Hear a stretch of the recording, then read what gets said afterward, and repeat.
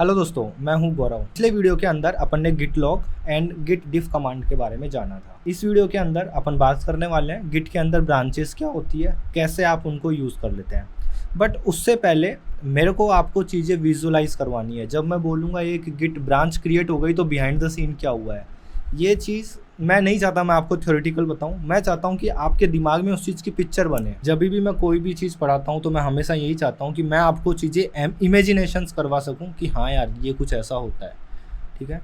तो और वो इमेजिनेशन करने के लिए कुछ लिमिटेशंस हैं, इसलिए मैं मेरे विंडोज़ ऑपरेटिंग सिस्टम पे आ चुका हूँ। बट अगर आप मेरे ट्यूटोरियल्स फॉलो कर रहे हैं तो सेम स्टेप आप फॉलो कर सकते हैं लिनक्स के अंदर। बट बस केवल इतना सा मैं यहाँ पे आप लोगों को बोलना चाहूँगा कि यहाँ पे जो चीज़ मैं एक्सप्लेन कर रहा हूँ उसको इमेजिनेशन करने का ट्राई करना, रटने का ट्राई बिल्कुल भी मत करना। अगर आप कोई भी चीज़ रट रहे हैं तो मैं मानता हूँ कि वो एक प्रैक्टिस नहीं है, क्योंकि आपको जाके काम इंडस्ट्री के अंदर प्रैक्टिकल करना है। वहाँ पे आपसे कोई भी थ्योरी नहीं पूछेगा। तो चीज़ों को इमेजिनेशन करने का ट्राई करना, कॉन्सेप्ट को इमेजिनेशन करने का ट्राई करना, जैसे जैसे मैं आपको चीज़ बताऊँगा, ठीक है। तो सबसे पहले मैं मेरे डेस्कटॉप पे हूँ। यहाँ पे मैंने देखिए एक गिट यूट्यूब नाम से एक फ़ोल्डर बना रखा है। इस फोल्डर के अंदर मैं क्या करता हूँ, इस फोल्डर के अंदर मैं एक फ़ोल्डर और बनाता हूँ। बट उससे पहले मैं बता दूँ कि ये जो टर्मिनल है मैं यूज़ कर रहा हूँ गिट बैश। सबसे पहले मैं गिट यूट्यूब वाले फोल्डर में चलता हूँ। अब यहाँ पे मैं एक नया फोल्डर क्रिएट करने वाला हूँ और जो नया फोल्डर है उसका नाम मैं दे रहा हूँ प्रोजेक्ट 2। प्रोजेक्ट 1 के अंदर अपन ने बहुत सारे कमिट्स किए थे एंड बहुत सारे लॉग्स मैंने आपको अलग अलग तरीके से ला के बताए थे। गिट डिफ कमांड के बारे में देखा था, फाइल्स को कैसे मूव करवा सकते हो, कैसे आप फाइल को मूव करवा सकते हो आपकी वर्किंग डायरेक्टरी से स्टेजिंग से कैसे आप उसका एक कमिट ले सकते हो, राइट। एंड स्टेजिंग से कैसे आप वर्किंग डायरेक्टरी में उसको ले जा सकते हो, ये चीज़ भी मैंने आप लोगों को बताया है। यहाँ पे मैं बना देता हूँ प्रोजेक्ट 2। एंड जब ये प्रोजेक्ट 2 बन चुका है तो मैं क्या करता हूँ, इस प्रोजेक्ट 2 में चलते हैं। एंड ये जो प्रोजेक्ट 2 है ये एक गिट रेपो है। इसको बताने के लिए कौन सी कमांड चलानी रहेगी, गिट इनिट कमांड। जैसे ही मैं ये गिट इनिट कमांड चलाता हूँ तो आप ये देखिए यहाँ पे आपको मेन दिख रहा है, ठीक है। जैसे ही ये मेन दिख रहा है मतलब आप मेन ब्रांच पे आ चुके हैं। अब ब्रांच क्या होती है थोड़ी देर में क्लियर हो जाएगा, बट अभी के केस में आप ये देखिए कि आप मेन ब्रांच पे आ चुके हैं। अब मैं क्या करता हूँ, इस रेपो को मैं एक सॉफ्टवेयर में ओपन करता हूँ और वो जो सॉफ्टवेयर है वो चीज़ें आपको विजुअलाइज करके दिखाने वाला है।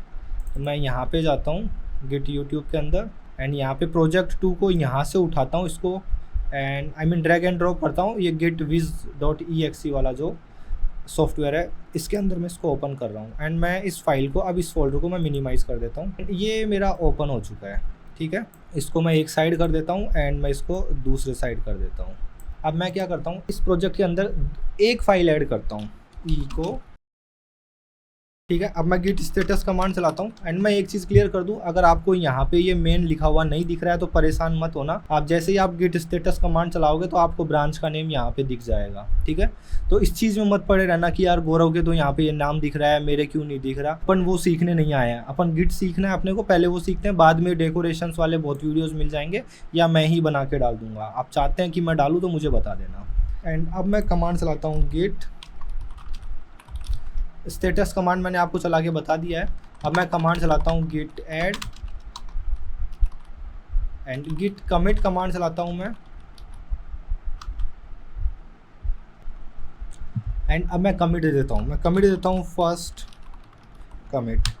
एंड अगर आप लोगों को ये वार्निंग दिख रही है तो इस वार्निंग को अभी इग्नोर कर देना, ये अपन फिक्स कर देंगे, मैं आपको बता दूंगा। बट आप यहाँ पे इंटरेस्टिंग चीज़ ये देखिए, जैसे ही मैंने पहला कमिट चलाया तो आपको यहाँ पे इस फोल्डर के अंदर आप देखिए एक कमिट दिख रहा है, ठीक है। तो बेसिकली जो भी कमिट रहेंगे ये उस कमिट को इन बॉक्स के फॉर्म में आपको दिखाएगा। तो अभी आप देखिए मैं यहाँ पे कमांड चलाता हूँ git log -hyphen 1 line and आप देखिए ये जो चीज़ है ना, यही चीज़ यहाँ पे विजुअलाइज करके दिखाई गई है। कमिट आईडी आप देखिए AF9916F एंड इसके बाद में देखो हेड लिखा हुआ है और हेड पॉइंट कर रहा है किसको, मेन को। सेम यही चीज़ यहाँ पे ऊपर दिखा रखा है। इतना समझ में आया। अब बात करते हैं कि ब्रांचेस क्या होती है और उसकी ज़रूरत क्या पड़ी। तो देखिए होता क्या है, जब आप एक सॉफ्टवेयर पे काम करते हैं तो सॉफ्टवेयर बहुत स्टेबल कंडीशन में आ जाता है। फॉर एग्जाम्पल यूँ मान लीजिए लिनक्स ऑपरेटिंग सिस्टम है एंड लिनक्स ऑपरेटिंग सिस्टम जो है वो लोग यूज़ करते हैं। फॉर एग्जांपल मैं यूज़ करता हूँ लिनक्स के अंदर भी मैं उबंटू फ्लेवर में यूज़ करता हूँ, ठीक है।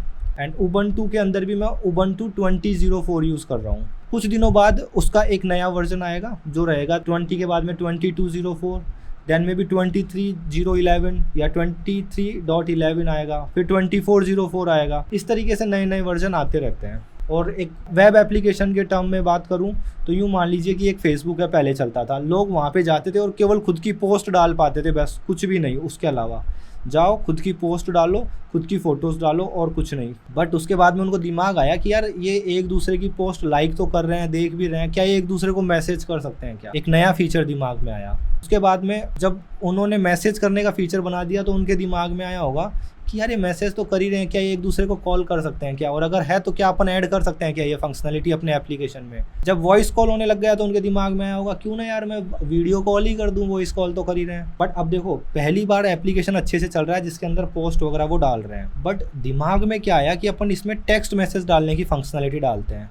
टेक्स्ट मैसेज डालने की जब फंक्शनलिटी उस एप्लीकेशन के कोड में ऐड करी जाती है, समझ में आता है कि यार अपन जो ये फंक्शनलिटी ऐड करने का ट्राई कर रहे थे इसके चक्कर में पूरा एप्लीकेशन ही क्रैश हो गया, क्या पूरा एप्लीकेशन ही चलना बंद हो गया। इतना समझ में आया। तो अब इस चीज़ से प्रिवेंट कैसे किया जाए? तो हमेशा ध्यान रखना आईटी इंडस्ट्री के अंदर या फिर आप कहीं पे भी हो, आपको क्या होता है कि आपका जो भी वर्किंग कोड रहता है या जो भी वर्किंग चीज़ रहती है ना, उसको कोई टच नहीं करता, उसी का एक कॉपी बनाया जाता है एंड उसे एक कॉपी पे काम किया जाता है। एंड यहाँ पे वो जो चीज़ है उनको अपन ब्रांच बोलने वाले हैं, ठीक है। जो भी अपना एक मेन कोड रहेगा अपन उस मेन कोड को टच नहीं करेंगे, उस मेन कोड की एक कॉपी बनाएंगे, आप यूँ मानो कि उसकी एक ब्रांच बनाएंगे और उस ब्रांच में काम करेंगे। एंड यहाँ पे मेन को देख के कंफ्यूज मत होना, ये आपको जो मेन दिख रहा है हो सकता है आपको मास्टर दिखे। तो गिट क्या करता था पहले ना डिफ़ॉल्ट ब्रांच का जो नेम था, जैसे ही आप गिट इनिट कमांड चलाते हो तो एक ब्रांच अपने आप ही बना देता है गिट, और वो जो ब्रांच बनाता है उसका नाम या तो मेन होता है या मास्टर होता है। इसको आप चेंज कर सकते हो according to your configuration, but वो कॉन्फ़िगरेशंस मैं आपको वापस आगे बताऊंगा। बट अभी आप मानो कि गिट जो है वो डिफ़ॉल्ट ब्रांच का नाम या तो मास्टर देता है या मेन देता है। पहले ये मास्टर देता था,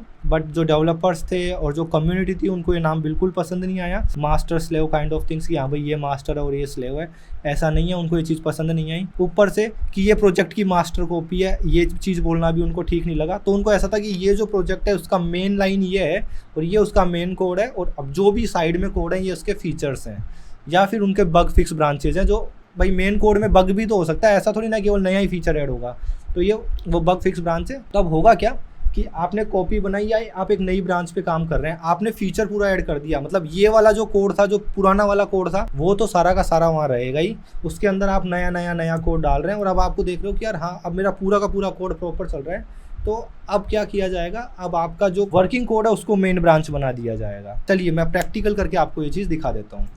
एक कमिट और बना देता हूँ, ई को हेलो अगेन hello.txt, एंड अब मैं कमांड चलाता हूँ git status git add। अब मैं चलाता हूँ git commit। जैसे ही मैं ये कमांड चलाऊंगा और एंटर मारूंगा तो आप यहाँ पे देखना एक नोड और ऐड हो जाएगा, एंटर दिखा आपको। अब मैं git log कमांड दिखा देता हूँ, git log -1 वन लाइन।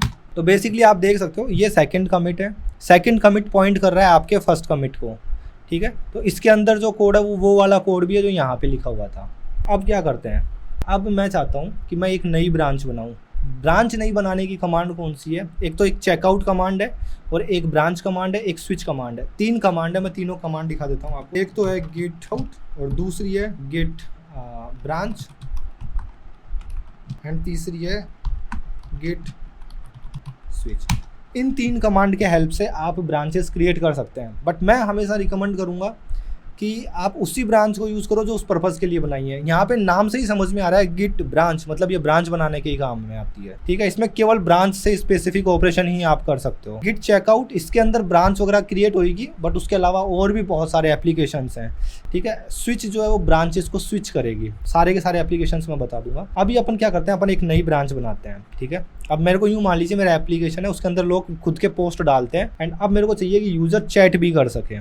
तो सबसे पहले मैं ls कमांड चला दूं एंड आपको मैं दिखा दूं कि hello.txt के अंदर क्या लिखा हुआ है। Hello word and hello again लिखा हुआ है किसमें, hello.txt के अंदर। अब मैं कमांड चला रहा हूँ git branch एंड अब आपको आपकी ब्रांच का नेम लिख देना है। सपोज मेरी ब्रांच का नेम है, मैं चैट वाला फीचर ऐड कर रहा हूँ, तो feature_chat, एंटर। जैसे ही मैंने ये कमांड चलाई और अभी आप डायग्राम में देखिए आपको क्या दिख रहा है, यहाँ पे ये नई ब्रांच आ गई। जो भी नई ब्रांच आएगी वो क्या करेगी, वो उस कमिट को पॉइंट करेगी जिस कमिट पे जाके आपने बनाई है। फॉर एग्जांपल मैं यहाँ पे git log -हाइफन 1 लाइन, ठीक है। एंड अभी मैं करंटली कौन से कमिट पे था, इस कमिट पे था, और इस कमिट पे जाने के बाद में मैंने क्या कमांड चलाई थी, गिट ब्रांच एंड ब्रांच का नेम, राइट। तो अब ये कौन सी कमिट को पॉइंट करेगी, जिस कमिट पे मैं पहले से था। तो मैं इस कमिट पे था, तो ये देखो फीचर चैट वाली ब्रांच भी इस ही कमिट को पॉइंट कर रही है, ठीक है। अब अगर मैं कोई भी फाइल ऐड करूँगा तो वो मेन ब्रांच में जाएगी या फिर फीचर ब्रांच में जाएगी या फीचर चैट वाली ब्रांच में जाएगी। गिट को ये चीज़ कैसे पता चलेगी, गिट को ये चीज़ पता चलेगी, ये जो हेड पॉइंटर है ना, ये देखो, ये जिस भी ब्रांच को पॉइंट करेगा या जिस भी कमिट को पॉइंट करेगा वो आपके वर्किंग डायरेक्टरी के अंदर वो सारी फाइल रहने वाली है उस चीज़ से रिलेटेड। अब ये जो हेड पॉइंटर है ये मेन ब्रांच को कर रहा है, तो आप अगर कोई भी फाइल ऐड करोगे और उसको कमिट करोगे तो वो मेन ब्रांच के अंदर जाएगा। बट मुझे नहीं चाहिए, फीचर मेन ब्रांच मेरी टच नहीं होनी चाहिए, अब मेरे को फीचर ब्रांच के अंदर स्विच करना है। तो उसके लिए जो कमांड है वो कमांड है स्विच। तो गिट स्विच एंड आपको आपकी ब्रांच का नेम लिख देना है। मेरी ब्रांच का नेम है feature_chat। जैसे ही मैं ये कमांड चलाऊंगा तो आप देखना जो हेड पॉइंटर है ना वो अब फीचर चैट पे आ जाएगा, ठीक है, आप देख सकते हैं। तो इन चीज़ों को विजुअलाइज करना जब आप CLI के पीछे काम कर रहे हो। तो मैं ये नहीं बोलता आप ये एप्लीकेशन इंस्टॉल करो, कोई ज़रूरत नहीं है, आप यहाँ पे इस चीज़ को देख लो, बट जब आप कमांड लाइन यूज़ करो तो आपके दिमाग में ये चीज़ें चलनी चाहिए, इस तरीके से चीज़ें विजुअलाइज होनी चाहिए। मेरे दिमाग में ये चीज़ इस तरीके से विजुअलाइज होती है। एंड टू बी ऑनेस्ट, जब मैंने गिट पहली बार पढ़ा था, मैंने पढ़ा होगा मेरे हिसाब से 2015 या 16 में, एंड मैं बहुत बार ऐसा सोचता हूँ काश उस टाइम पे कोई मेरे को इस तरीके से एक्सप्लेन कर देता, क्योंकि मैं उस टाइम पे चीज़ विजुअलाइज नहीं कर पाता था। मैं बस कि हाँ ब्रांच में कुछ तो होता है, क्या होता है पता नहीं, बट अब मैं इस ब्रांच में हूँ बस, ठीक है। बट बिहाइंड द सीन चीज़ें कैसे चल रही है वो चीज़ बताने वाला कोई नहीं था। तो अब आप देख सकते हैं अभी हेड जो है वो feature_chat पे आ गया। अब आप कोई भी कमिट डालोगे तो वो feature_chat पे जाएगा। बट अभी मैं आपको एक चीज़ और दिखा दूँ, ls कमांड चलाता हूँ एंड कैट करता हूँ hello.txt। तो आप देखिए जो आपका कोड इस कमिट के अंदर है वो पूरा का पूरा कोड यहाँ पे है। अब आप नया कोड ऐड करने वाले हो, ठीक है। मैंने डाल दिया echo chat function added and मैं एक फाइल बना देता हूँ chat.txt, ठीक है। एंड मैं hello.txt को भी ऐड कर देता हूँ। आप यहाँ पे ये चीज़ ध्यान रखना, मैंने यहाँ पे डबल रिडायरेक्शन ऑपरेटर यूज़ किया है। इसका मतलब ये है कि उसको अपेंड करेगा, जो फाइल थी उसी के अंदर एंड में ये वाली लाइन ऐड कर देगा, ठीक है। तो अब मैं आपको यहाँ पे दिखाना चाहूँगा कैट chat.txt एंड hello.txt, ठीक है। अब मैं कमिट करता हूँ, अब क्या होता है, अब बहुत इंटरेस्टिंग चीज़ आने वाली है।